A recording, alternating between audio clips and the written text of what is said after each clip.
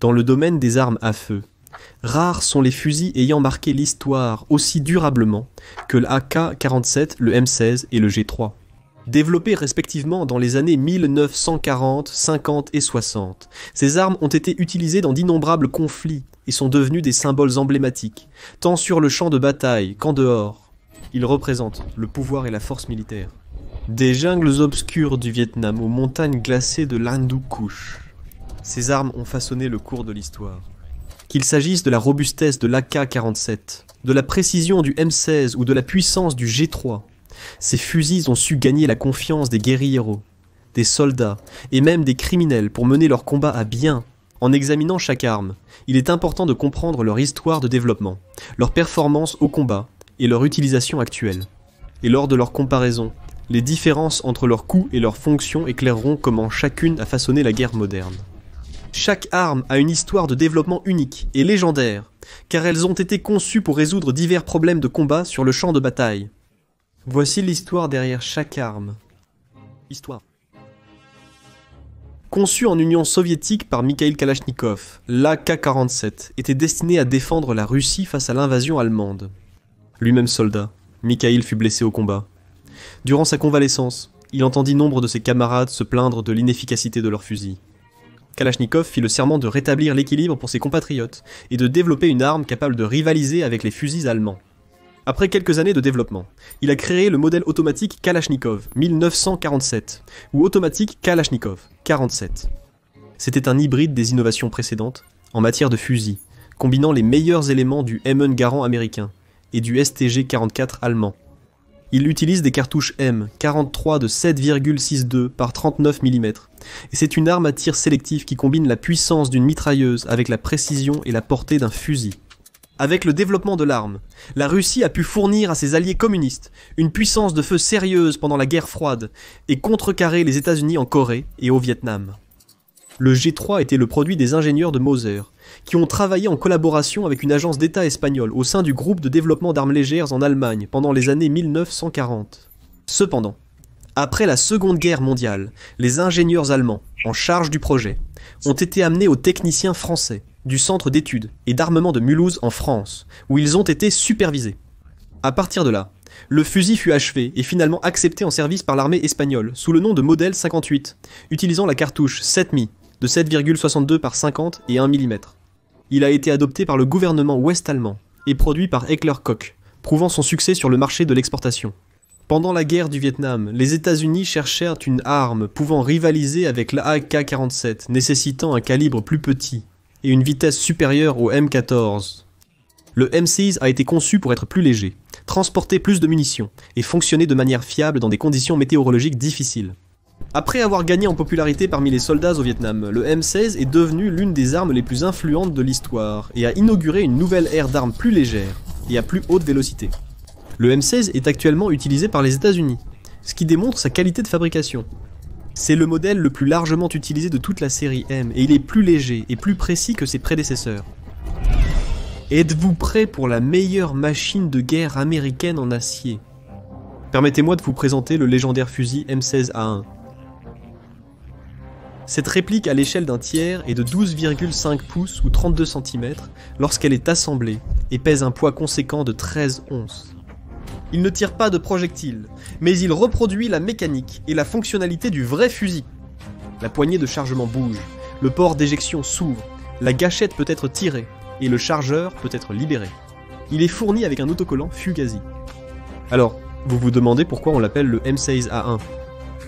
Le M16A1 a été développé dans les années 1960 comme une version améliorée du M16. Il est devenu le fusil standard de l'armée américaine durant la guerre du Vietnam. Il était conçu pour tirer des cartouches de 5,56 par 45 mm, autant. Et il a introduit une fonction d'assistance à la chambre, ainsi qu'un système de gaz plus fiable. Malgré des problèmes de fiabilité au départ, il a influencé les fusils militaires modernes, et reste un symbole de l'histoire militaire des États-Unis. Le coût des fusils AK-47, M16 et G3 varie en fonction du modèle spécifique et du lieu d'achat. Cependant, l'AK-47 est constamment l'une des armes les moins chères, avec des prix allant de 400 $ à 600 $ pour un modèle de base. Et dans certains villages reculés, Il suffit même de quelques poules pour acquérir un AK-47. Le M16 est plus cher et peut coûter jusqu'à 1200 $. Le G3 est le plus coûteux des trois, avec des prix allant de 2000 à 2500 $. Mais les prix des modèles varient énormément. L'un des facteurs les plus importants pour déterminer le prix d'une arme est le coût de ses munitions, car une arme est inutile sans balles. L'AK-47 utilise la cartouche de 7,62 par 39 mm, qui est relativement bon marché et facile à trouver. Le M16 utilise des cartouches de 5,56 par 45 mm, qui est plus coûteuse que celle de l'AK-47, mais reste largement disponible. Et le G3 utilise la cartouche de 7,62 par 50 et 1 mm, qui est plus chère que celle de l'AK-47 et du M16. En plus du coût de l'arme et des munitions, les acheteurs doivent aussi considérer le prix des accessoires. Les accessoires, comme les lunettes de visée, les viseurs et les chargeurs peuvent augmenter considérablement le coût de l'arme.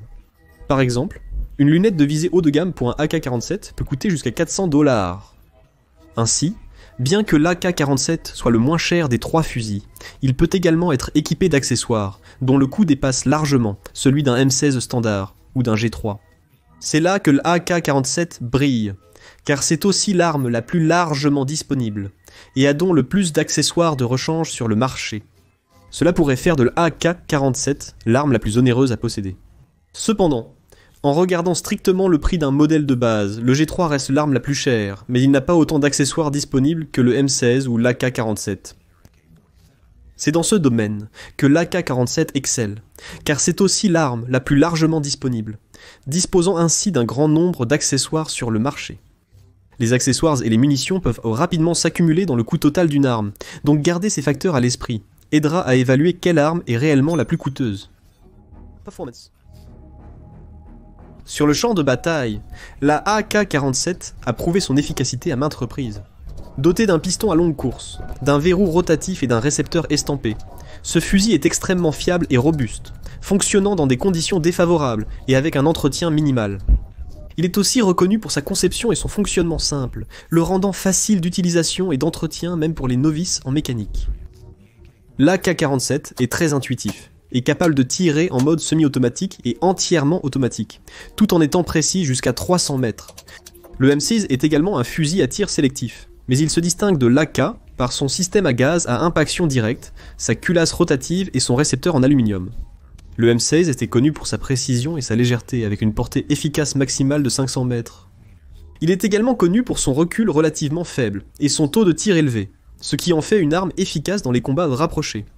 Le M6 élargit sa polyvalence, avec sa capacité à passer du mode semi-automatique au mode entièrement automatique. Le G3 est un fusil de combat à tir sélectif, qui se distingue des deux autres armes par un système d'opération à retardement de culasse, un canon fixe et un récepteur estampé.